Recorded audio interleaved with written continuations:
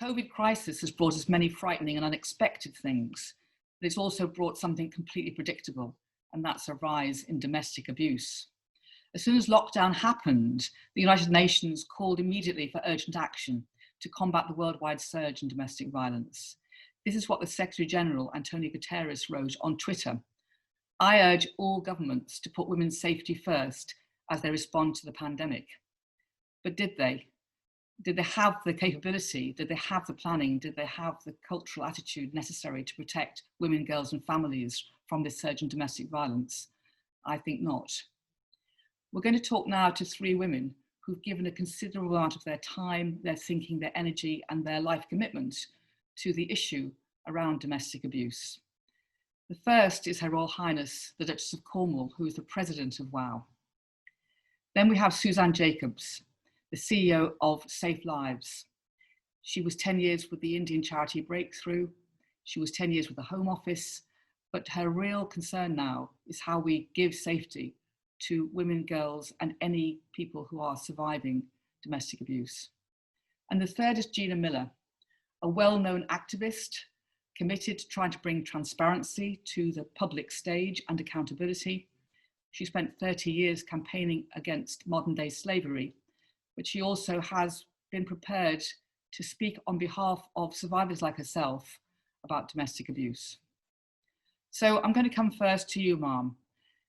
You have given a lot of time, not only to being president of WOW, for which we're very grateful, but also to learning about the issues surrounding sexual violence, domestic violence, and speaking out on behalf of people who have less of a voice, who have a marginalised voice, or who indeed are invisible. And I'm interested to know, like, when did it happen to you, this realisation that you wanted to give your commitment, you wanted to lend your power and your voice to women who needed it, who needed to be heard, and that standing shoulder to shoulder with other women was a way that we could find of speaking together and making change together? Jude, well, I can't actually pinpoint it because I'm in my 70s now, so I grew up in a time in the 50s and 60s when the landscape and the attitudes were very different. A huge amount has changed since then, particularly for women. So I think then I didn't really notice it so much because it was just part of the lifestyle. And I think it was a long time after that, after I got married for the second time, and I started going around the country and doing official trips abroad, that I had the opportunities to listen and to talk to countless women all over the place. Many of them, Jude, at WOW Thinkings with you, we listened to the most incredible women and their stories. And it made me see at first hand the inequalities that disproportionately still affect women and girls. And this was particularly apparent in the areas of domestic abuse and sexual assault, two issues which I care very deeply about. And I think that's when my interest was really sparked. Of course, WOW is a catalyst. It brings people together from every walk of life to discuss these issues and many more, while celebrating the myriads of achievements of women and girls. And of course, as we all know, having a lot of fun. So I think it was the combination of my new role, probably meeting you, Jude, and getting involved with WOW, that I actually started to think about it a lot more and to talk to these women from all over the world. I mean, as you know, we've met the most amazing women in different parts of the continent who've told us these incredible stories. And of course, the more you listen to them, the more you think and the more you get interested. And I think that was really what started me off.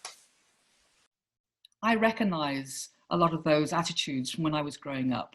It was okay right up until I was a young woman, really, to say things like, well, I gave her a bit of a slapping, or, you know, I put her in her place, or you want to shut her mouth up. I mean, all these sorts of violent images around the idea of a partner owning their wife, including a physical ownership. And in fact, there were even cartoons, Andy Capp, I remember, where the punchline was the wife had a black eye, and that was sort of funny. Punch and Judy shows where the Judy, if she was a nag, would get beaten up finally and put in her place. Really very violent images that we were all supposed to laugh at. So in theory, we've changed, but actually, have we? Do you think we have? I mean, one of the things that I know you've put your mind to do is get rid of this idea of the taboo around speaking out, not just about violence, but about sexual violence, rape, sexual harassment, which used to always be perceived as something where the women had to keep silent. It was a shame, it was a taboo, you couldn't discuss these things. But, you know, we're creating a different environment now, aren't we? We need to speak out.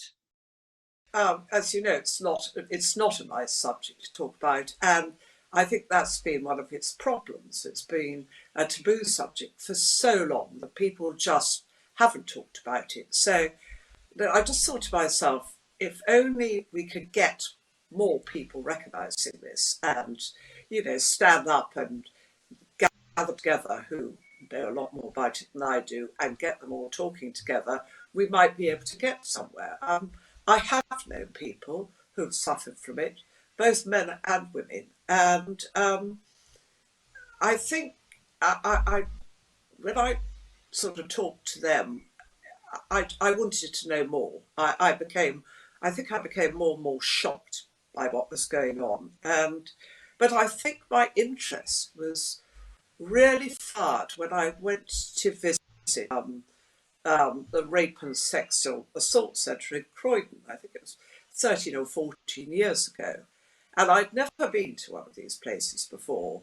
And I sat down at a table with a group of women, and, you know, I wanted to talk to them and ask them about their experiences. And I could see the majority of these women were very, very frightened. They couldn't actually talk about it. I got one or two to tell their horrendous stories, but that was it, really. The others stayed stum. They didn't talk, and I think they just remained silent. And I think, as I said before, silence is corrosive because it leaves the victims feeling both shame and blame. I think I wanted to lift the shroud of this silence and get more women, children and men to talk about their experiences. And it is happening in a slow way, but it's such a traumatic experience that I think it becomes sort of locked into a compartment inside them, and it's very difficult to find the key to unlock it. But I think the more people, the more brave women I see getting up and speaking about their experiences, it inspires others. I think once they've heard some people talk about it, they think, well, maybe I could do that too.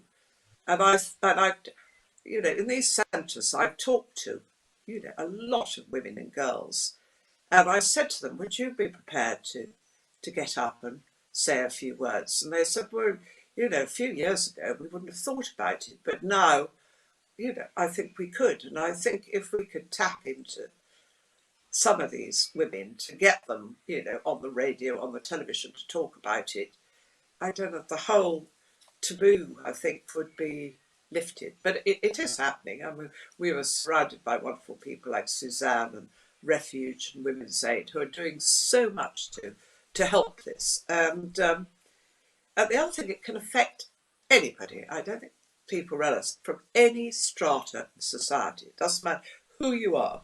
I just want all these people to know that they're not alone, and that there is help there. There's help out there, and, you know, let's, you know, train them to go and get this help. I think that's why I launched it at WOW this spring, probably the last time we all saw each other before we were locked down, hashtag everyone's problem, because it is everybody's problem. And I think now we have to go on and find a solution. Ma'am, you're very committed to supporting Safe Lives, and you've travelled all over the world with WOW and with other international events looking at women and girls' situations. But I think I'm going to bring in Suzanne Jacob, the CEO of Safe Lives, at this point, because if I'm right, you've been plotting something together and you're going to use WOW 24 Global to make an announcement. Thank you, Jude. It has been the very best kind of plotting. I've enjoyed it hugely. I am fiercely proud and hugely honoured to say that the Duchess of Cornwall, Her Royal Highness, has agreed to become our patron at Safe Lives. We made that invitation after a number of events that we've held together over the last 4 years. So we extended that invitation earlier this year, and I'm absolutely delighted to say that she has accepted, which is a huge and exciting moment for us, and really a powerful moment for all of the survivors that we work with, both those who've had chance to meet the Duchess and those who have seen the pictures or read the newspaper articles that have followed. And the candor with which Her Royal Highness just spoke about this issue, and the way that she speaks to people directly and really listens, unravels some of the harm, the terrible harm that abusive people do to the people they're supposed to love the most. They tell them that they don't matter, that nobody cares about them, that nobody will believe them. And Her Royal Highness is making it absolutely clear that that is not true, that anybody who lives with an experience of domestic abuse is valuable, is going to be listened to. And I am so proud that we're going to have an ongoing relationship between Safe Lives and Her Royal Highness. Ma'am, it's marvellous news that you're going to use your voice strengthening this space even further. I know that Suzanne and the charity are immensely grateful, and it's going to mean that you can carry on being a beacon of hope for people who really can't find visibility and aren't allowed to come out from the margins. Well, firstly, I want to say how proud I am to have become patron of Safe Lives. And Safe Lives will always stick in my memory from the first visit I paid there. Diana Barron, who was the founder of Safe Lives, asked a friend of hers if she'd asked me to come to one of their meetings with, I think, half a dozen women who were talking about their experiences. And I arrived not quite knowing what to expect, and we all sat down in a circle, police, journalists, people with me, and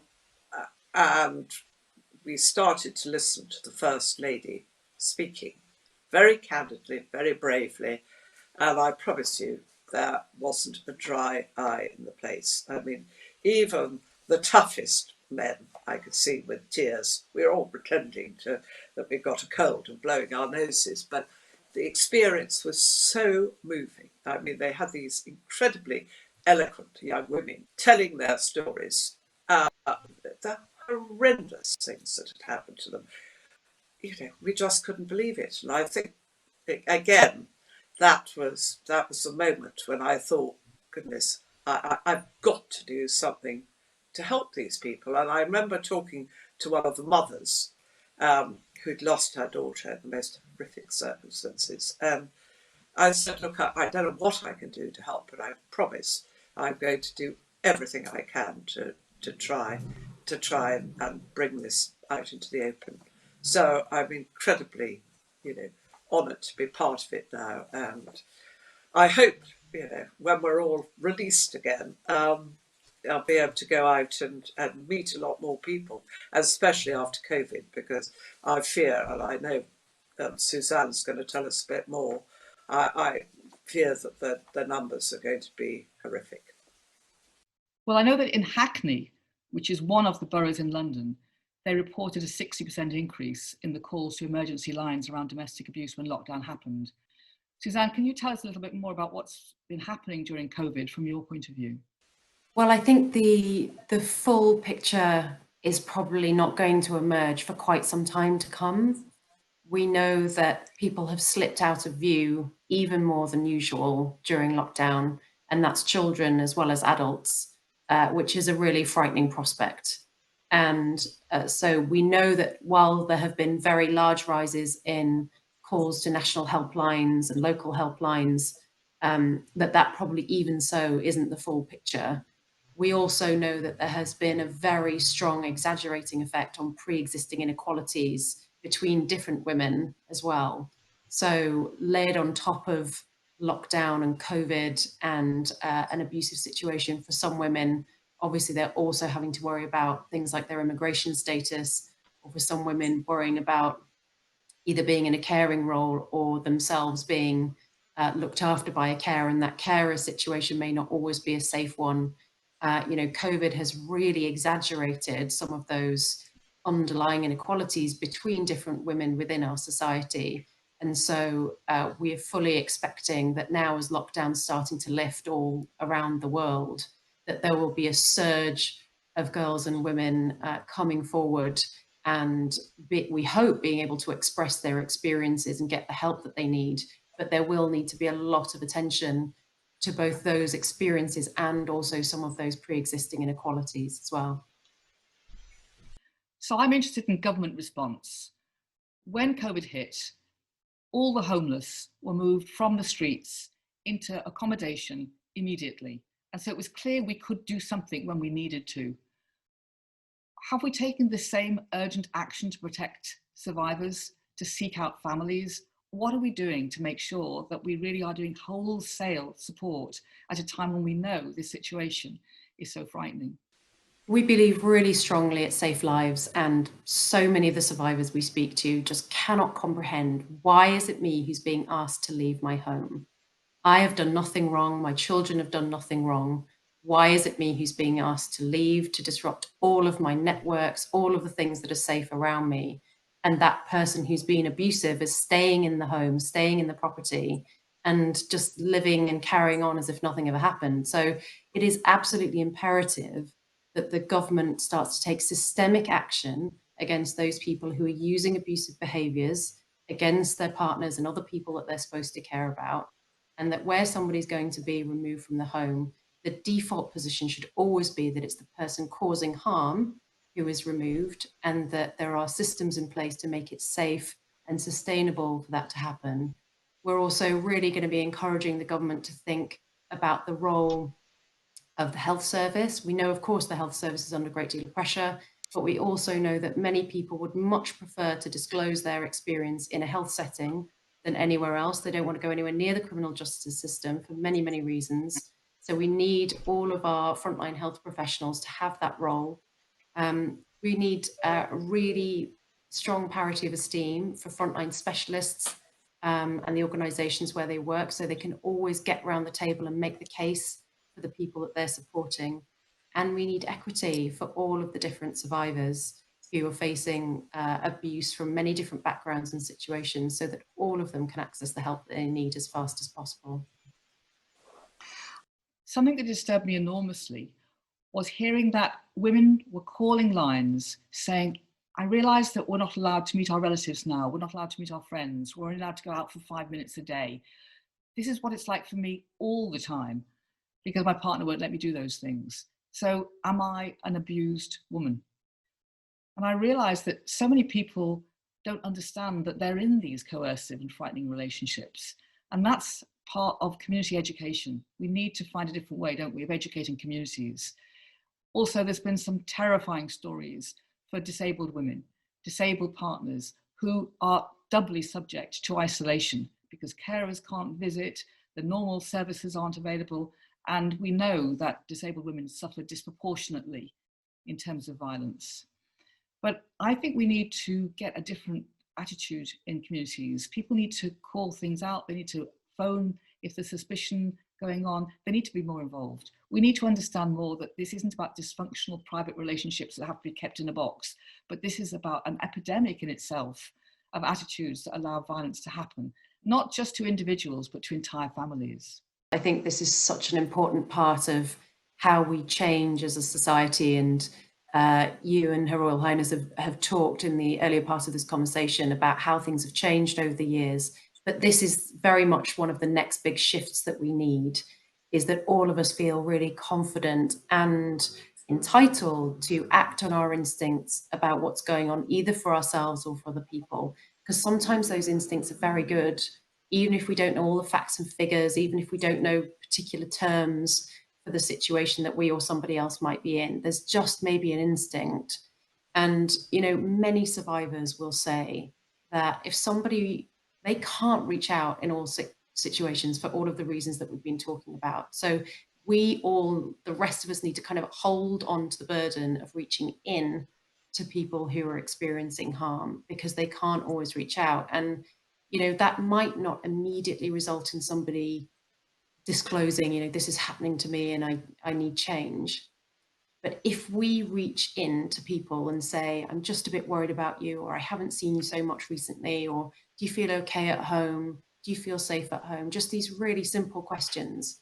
Even if somebody can't act on them or doesn't want to act on them immediately, will lodge in their minds, somebody cared about me, somebody asked me, there was an open space for me to answer a question that maybe I couldn't broach for myself. And it may take a few weeks or months or even years, but that will, you know, resonate for somebody as the opportunity to change things. So all of us can take part in that, whether it's the DPD delivery driver or the chemist or the, you know, the person in the bank. Every single one of us can play a part in that, and we can all change these societal norms that we have to get rid of to make people safe. So I think we know that this is about education and not just personal responsibility. We travel around the world, all of us. I go regularly with the Duchess to different areas who are amazed when they find out that so-called advanced countries, a terrible term in my opinion, but they never expect that we also will have huge levels of domestic abuse, because it's assumed that a country that is sort of tidy around the edges will have solved these problems, but not true at all. There's an enormous amount of cultural change that we have to make in order to give women proper safety. And I'm wondering again, really, whether we think that attitudes around this go very deep inside educational systems, the kind of idea that boys will be boys and girls have to put up with that. Gina, you're somebody who's spoken up about your own circumstances, and you said, I'm prepared to break myths. I want to bust open this idea that domestic abuse only happens to certain kinds of women in certain kinds of contexts. You know, that strong women, confident women, women who are educated, women who have a place in society, that somehow they're not affected by this issue. And I know that you're prepared to say, well, that's just a lie. Oh, hello, Jude. And I have to say, I'm so moved by listening to the other two, speaking to the Duchess and to Suzanne, because it's brought back so many memories, because there are taboos, and it's still, I use the word taboos, especially when it comes to violence as being thought of as being physical. Actually, the emotional, it's not just your body that somebody tries to break, it's your mind and your spirit. And if you have a broken mind and you have no idea who you are, how can you possibly reach out to help?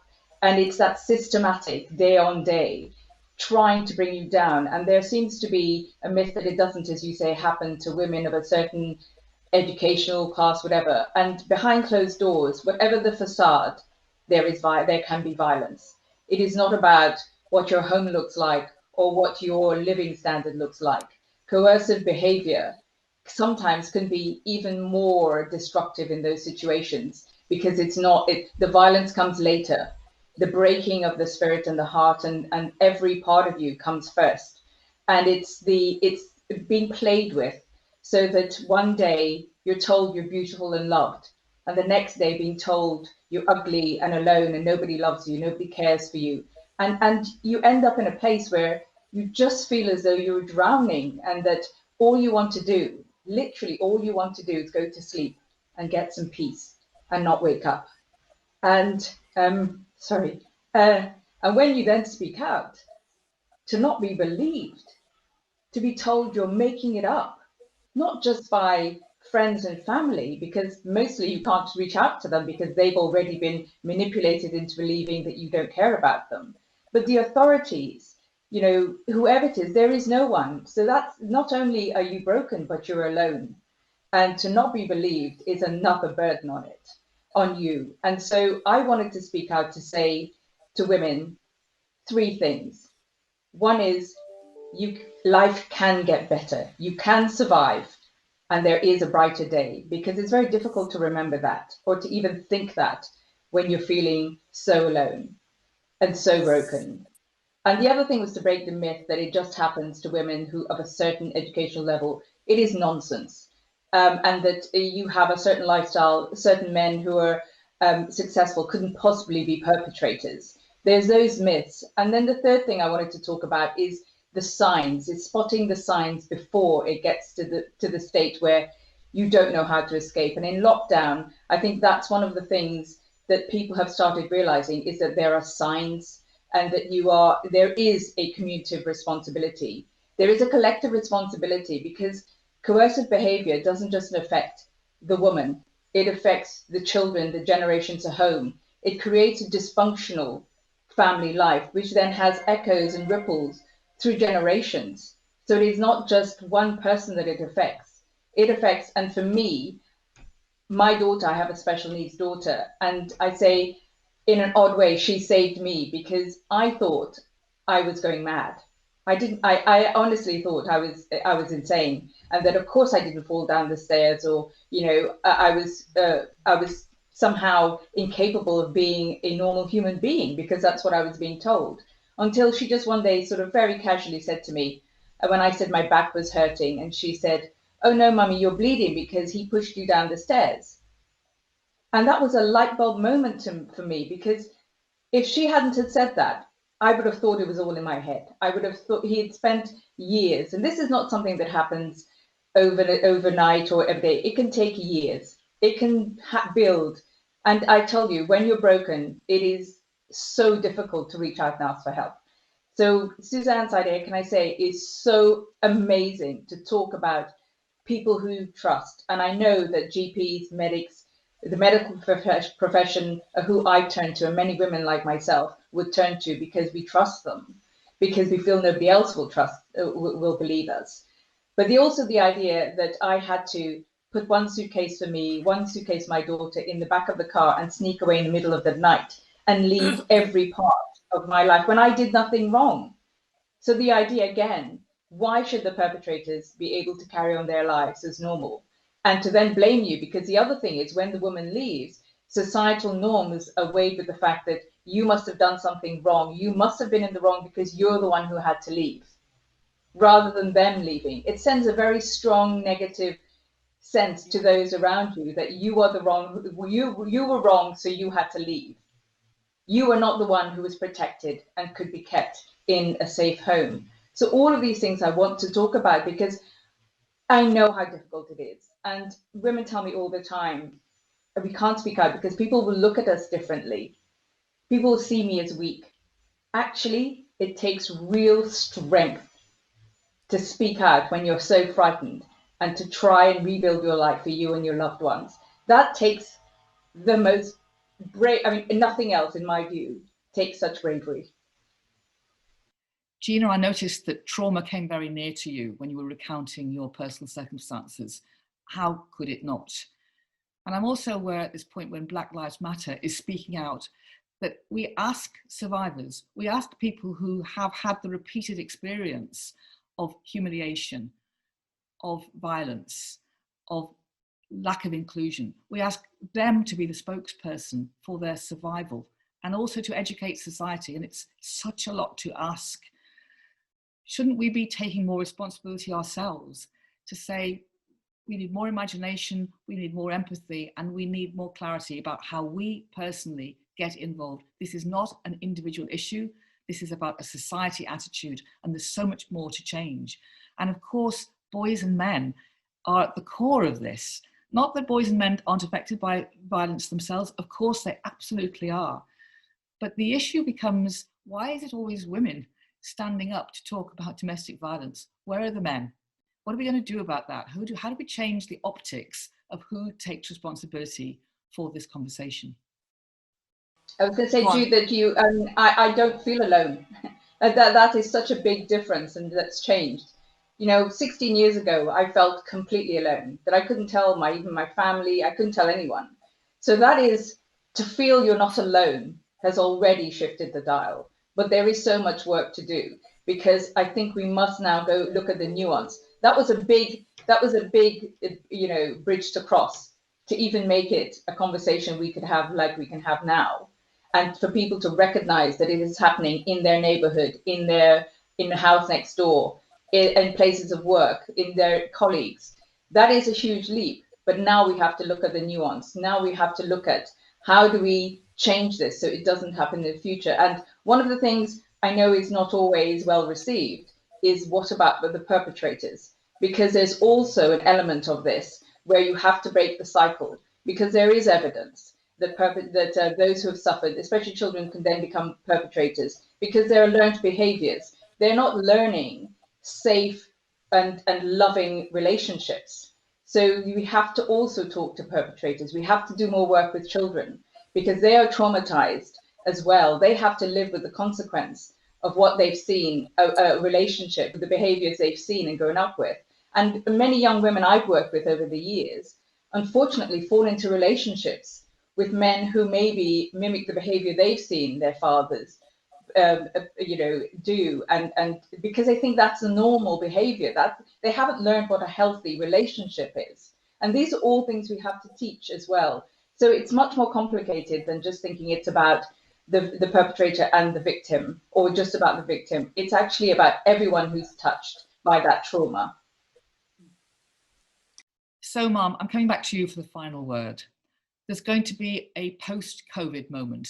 It might be a world that looks quite different from the one that we've got used to. But in that post-COVID moment, you now, as a patron of SafeLives, as the president of WOW, as somebody who's stood up and prepared to be counted around the issue of violence against women, exclusion and inequality and lack of justice around girls and women, what do you hope for in this next phase as governments say they're going to build back better? How do you want to use your voice of power?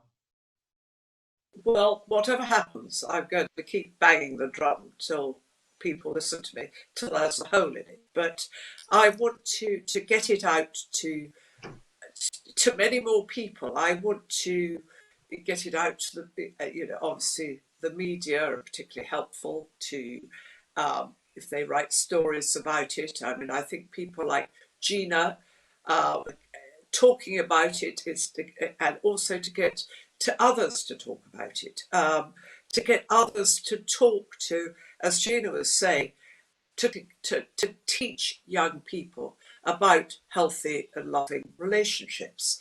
After all, a lot of the abusers were probably abused as children themselves. So I think we've got to get to the younger generation. We've got to find ways of getting to them and teaching them early. So if we're able to teach them early, hopefully it's not going to escalate as they get older. I think also the most important thing is to talk and to tell people they are not alone. I know SafeLives have a lot of people working for them, but I was talking to Suzanne yesterday, and many, many more are needed, especially after COVID. I mean, I don't know how they're going to cope with the numbers, but I think we need more people, joining this cause, more, to train volunteers. There are hundreds of people out there who are wanting to do something to help. You do obviously have to have a bit of training, but I think we need more people involved. We need more people speaking about it, and I think it's got to be a normal thing to talk about. It's been, the silence has been going on for too long. We don't want silence anymore. We want the victims, or the victims in some cases, they like to call themselves quite rightly, we want them to be heard. We don't want silence any longer. We want them to get up there and talk about it and tell others and warn others that, it's you're not alone. It's not just you, it's happened to thousands of people. And I think we need a sort of worldwide push to put it on the map. And I've every intention of doing what I can, and that's why I think WOW is brilliant.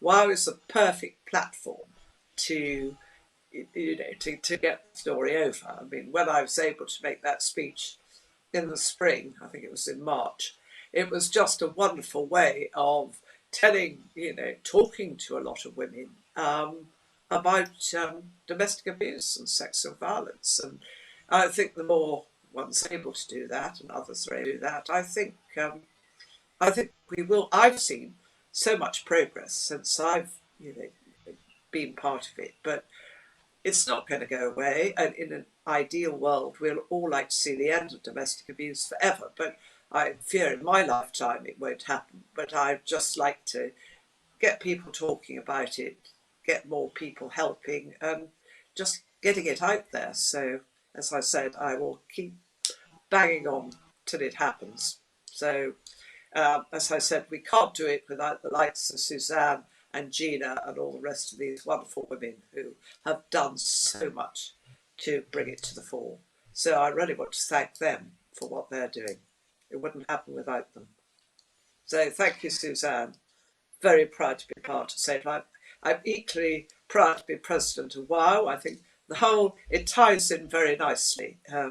WOW and SafeLives, they work together like, the horse and carriage, we sort of fit. And Gina for being marvellous and being able to go out and talk to people and tell people about her experiences and help a lot of others who are in the same situation. And anyway, as I said, I shall keep doing my best. So we know that everybody around this table, as it were, is committed to education and to change, bringing their voice. Let's make sure everybody on the call that we're all committed to that as well. I want to say something specific about trans women. That trans women suffer a disproportionate likelihood of having violence in their lives, and that's something that we need to care about together. And boys and men. You can never have enough conversations and include boys and men enough. They are part of this change that we need to enact. And there are so many who want to be part of that change, and there are others still refusing to come to the table. Let's make a concerted effort and make it something we do together. Thank you.